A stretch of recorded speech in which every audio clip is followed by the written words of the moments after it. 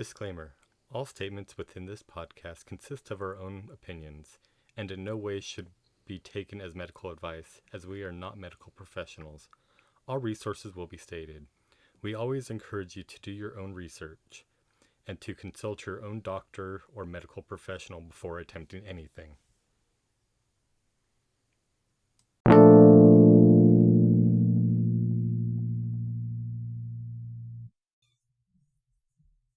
Welcome back to Random Witchcraft with your hosts, Vix.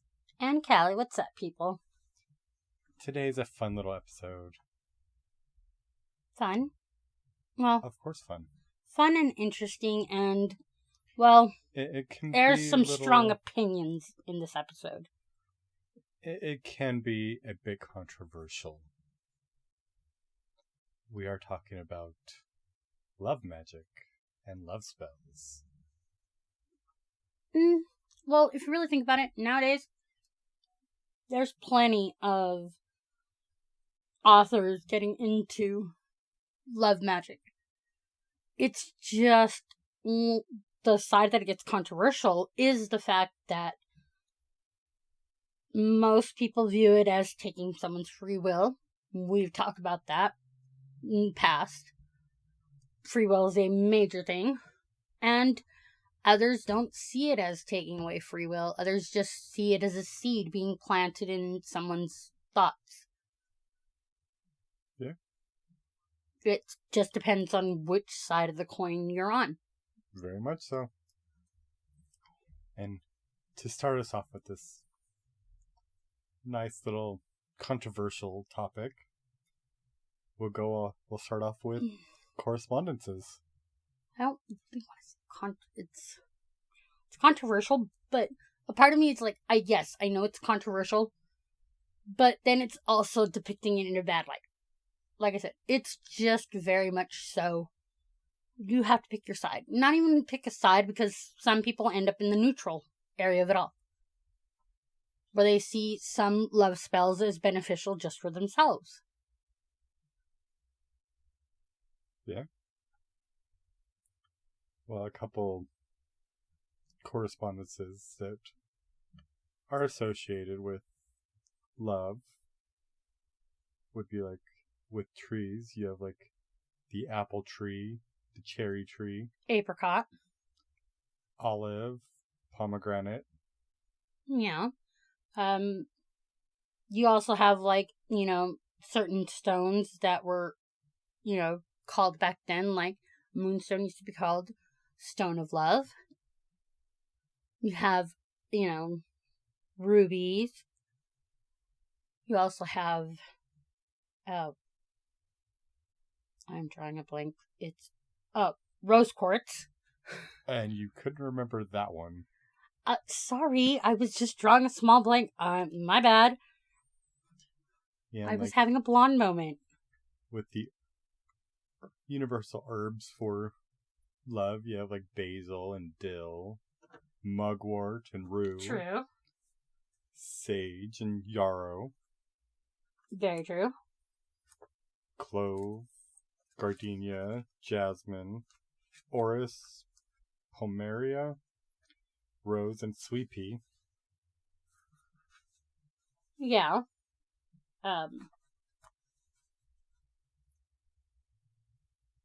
Fennel seed, 5-star, 5-finger grass. You have also Heart's Eve, Adam and Eve root. Yeah, there are a lot of different herbs that are associated with love. You got juniper berries. You have raspberries too. Patchouli, periwinkle, primrose. And like animals. Do we really want to start on that one? On the animals? Of course, the animals. You have, of course, the cat. Mm-hmm. And a horse. Yes. The cow. The cattle. Cows. A carp. In the water, yes. Carp and dolphins. Rabbits. Rabbits are actually associated with attraction of love. Yeah, but still an animal of love. Yeah, like trees that are for attraction are like the palm, which dragon's blood, a cedar, Magnolia. herbs like cinnamon, clove, catnip, and mistletoe, which mistletoe, obviously, it makes sense. Yeah, you kiss under it. You think with mistletoe is supposed to be that you are the one you kiss under the mistletoe is who you're going to be kissing all year long. Mm-hmm. Don't kiss me. Well. I'm just saying, you know. And the fun little, like, deities that are associated with love. Aphrodite. Venus. Bridget. You also have Freya. Mab. The little elves. You're a little elf. Well, yeah, I'm short. And most people don't realize, but Hekate actually has some correspondences with love too. Very true.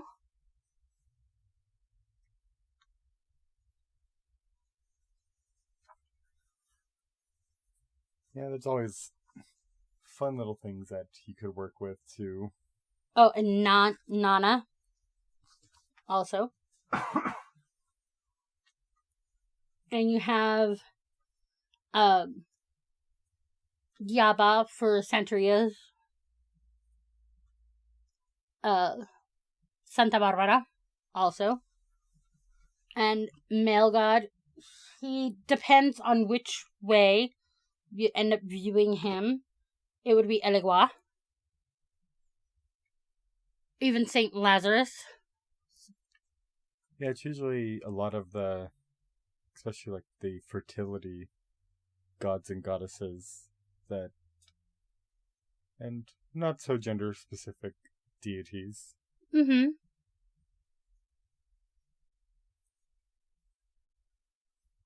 Then you also end up having like different, aspects of each, god or goddess that is associated with love. Because sometimes they're not really all that loving when you get down into their backgrounds. Yeah, with our fun little episode today, we'll also include some little cute little spells that we could add into Very true. our repertoire of magic that we do. Well, yeah. But we also said, it's your craft, your way. You can hear the spell that we say and then end up tweaking it to your needs. Yeah. Like a couple love sachets. Mm-hmm. One of them has 3 parts lavender, 2 parts rose petals, 1 part orris root. You tie it up in a pink cloth, place the sachet among your clothing to infuse it with the scent of love, or wear it to attract love. I have a nice little tidbit on medieval European marriage spell for love. You end up finding 9 peas, place the pod on the inner part of the kitchen door to attract a husband to your house.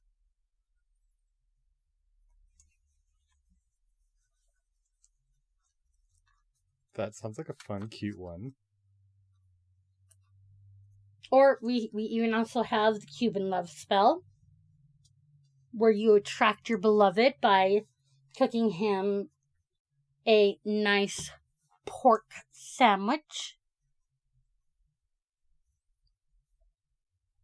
Yeah, within the book of Queering Your Craft, there's a couple little love spells in here, like Speak It Into Being, a love spell. Mm. Which all you need is a paper and pen, the mantra, I am ready for and open to love. There's a little bit more details in there. There's a spell in here for someone else to make the first move.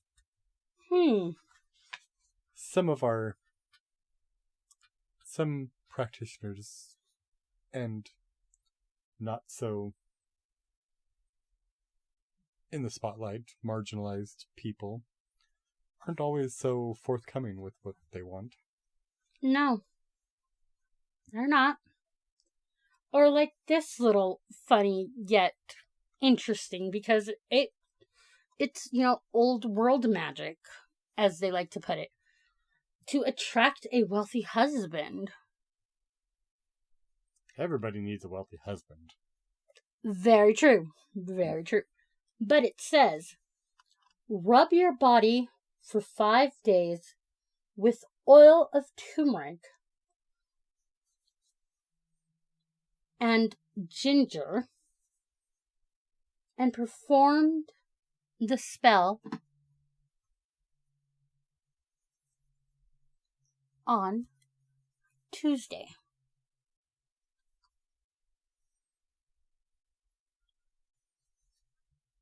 Men can do it too. Yeah, here's a fun little spell that... It's an oldie but a goodie.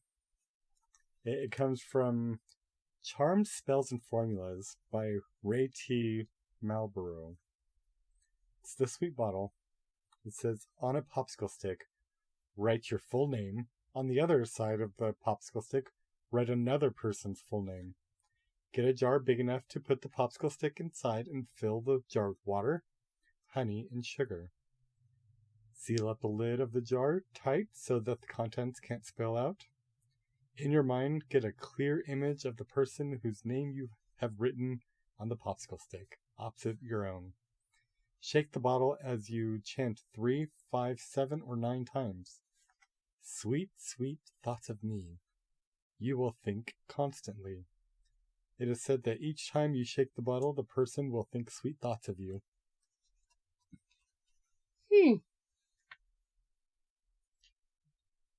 Hence why that one could be considered somewhere on the line of... Very true. Changing someone's... Free will. But it's also very innocent and sweet. It is, and like I said, there is a alternative method to that spell to just start giving yourself a little more love. Also, I figured out today that there's a very odd spell that you get Vicks Vapor Rub. You rub it on a pink candle, and you light it, saying the love that you want to attract. Is there anything Vicks Vapor Rub cannot do? I love how you've rephrased that from earlier. Yes, because I did not want to go into that, and you know why. Yeah. She ain't rubbing me on nothing. I'm behaving. Yeah, we ain't going there. Nope.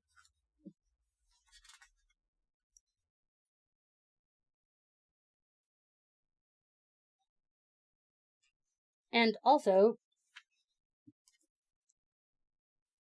a copper bracelet will attract a lover to you and intensify their sexual desire for you.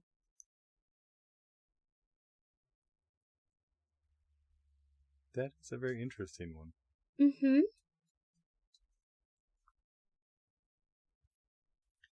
Here's one that wouldn't exactly be considered working against someone's free will. Oh, well, let's hear it. To attract a new lover, This spell works best not if you cast it on a specific person, but rather focus on bringing the best love match to you. It can be very tempting to focus on someone if you've got a big crush on them, but love spells are most successful if you focus on the best match. The best match, for you could be someone you've never met or never really noticed.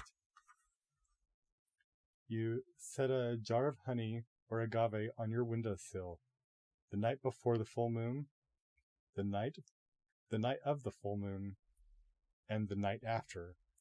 On those nights, pray this spell over the jar. As the mortals gaze upon the glowing Selene, so may love gaze upon me. Shining torchbearer of dark night sky, bring my love to me.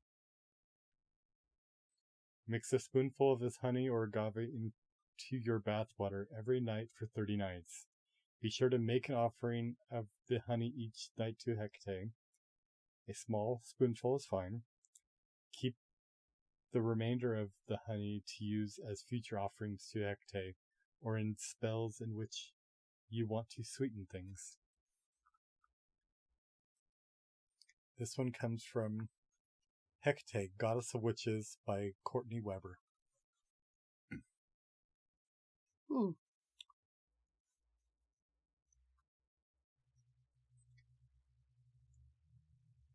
Here's a good one for when that love goes sour. To heal a broken heart. This spell is the inverse of the one above. It can work healing any relationship, romantic, platonic, or otherwise.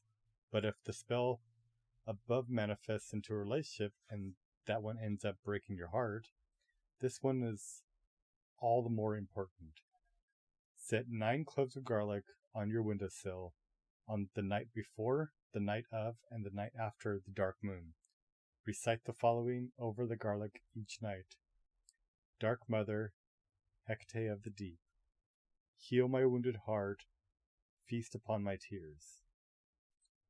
Where there is cold and darkness in my heart, allow your fiery torches to warm it anew.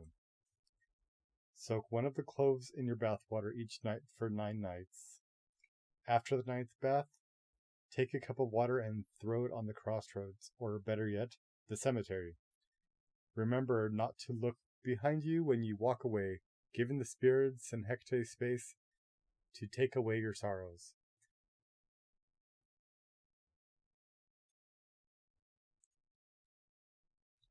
Do you have any thoughts on that one?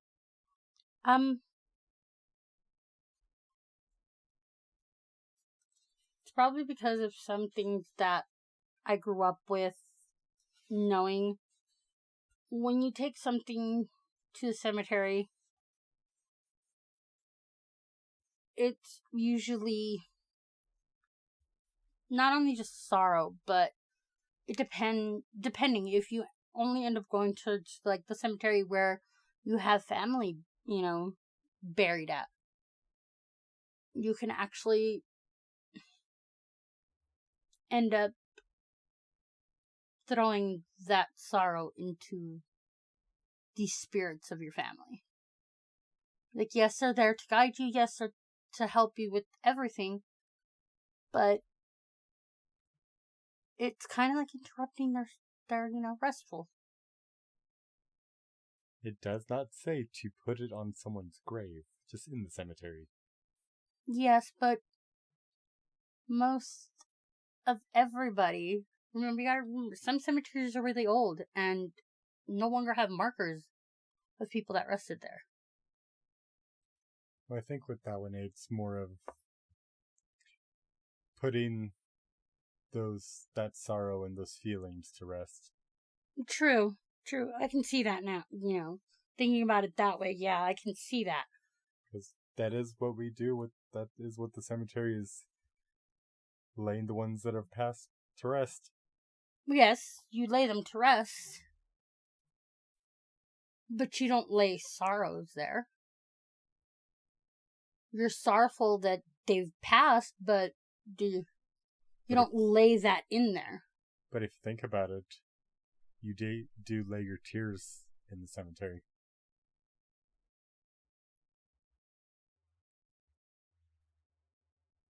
I'm sorry, no. I didn't cry at the cemetery. Okay, normal people lay their tears at the cemetery. I'm sorry? Are you saying I'm not normal? Very much so. Neither one of us are normal. Normal's overrated at times anyway. Who wants to have a happy, bubbly life? Yeah, those are some fun little spells. Yeah. But especially with doing love magic and love spells and love potions. Yeah, it's like I said, you're either smack dab in the middle, you see where it can be beneficial, or you see it as, I'm just taking somebody's free will. It all just depends on your thought process, your belief, your upbringing. Your personal ethics. Yeah. Definitely follow your own personal ethics of what you feel is something you can do and what you can't. We're not here to judge you on your choices.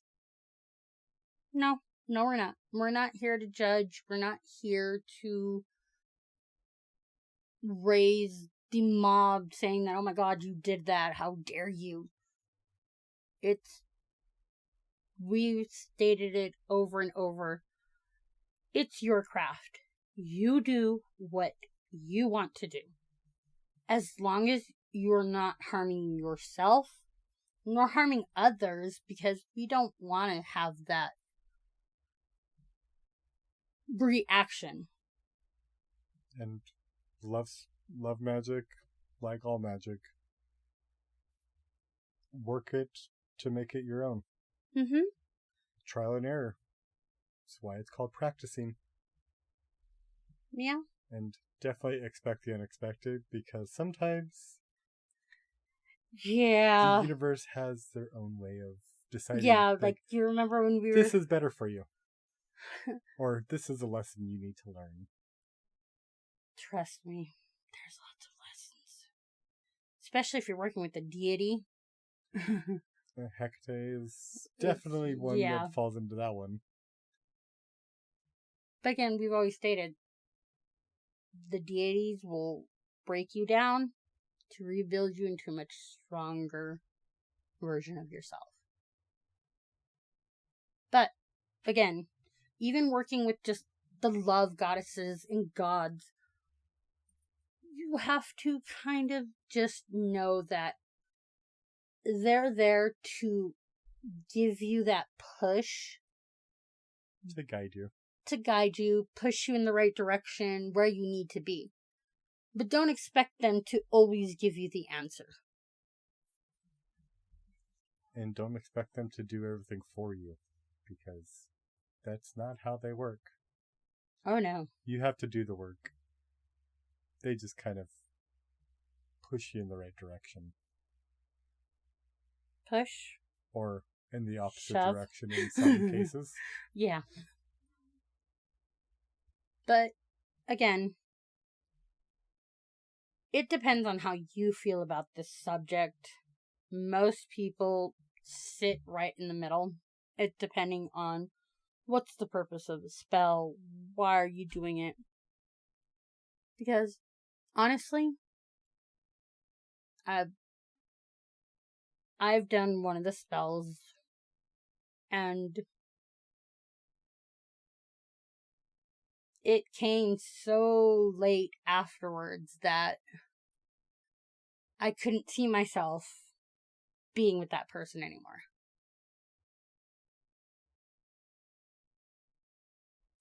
The universe does find the least path of resistance, even if you have to wait for extensive periods of time, just to give you the lesson that that's not what you wanted in the first place. It's not that I didn't love him. I did. And he was my first love and will ever be my first love. It's just when I first did the spell, I wanted him to be my everything. I wanted him to right all the wrongs and be that white knight that every girl dreams of. But reality isn't like that. No, it's not. And I have a feeling that when I did the spell, the goddesses that I was working with were like, no. It's not for you. And move on. And I know that, he was happy for me when I, decided to choose myself. So, like I said, like Vic said, expect the unexpected when you do these spells. Honestly, it's very hard when you finally end up seeing a spell come to fruition and you're just like, well, isn't this just bad timing? Sometimes a little too late. Yeah. A little too late, or a little too, just extremely late. Let's just leave it at that. It was extremely late when he finally decided to say something again. Do we have any last words before we wrap this up for today? I would say if you do any kind of love spell, make sure it's for yourself. Just give yourself that extra care, that extra tenderness that you need in your life. Yep. Love spells are best to be done on oneself, giving yourself self-love. Because if you can't love yourself, who else are you going to love? Very much so. We'll see you next week with Bye. Random Witchcraft with your hosts, Vix and Cal. Later, guys.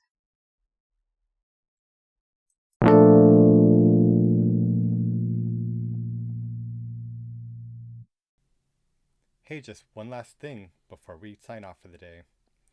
If you would like to reach out to us, you can email us at randomwitchcraft@gmail.com. And now you can send us voice messages through Anchor.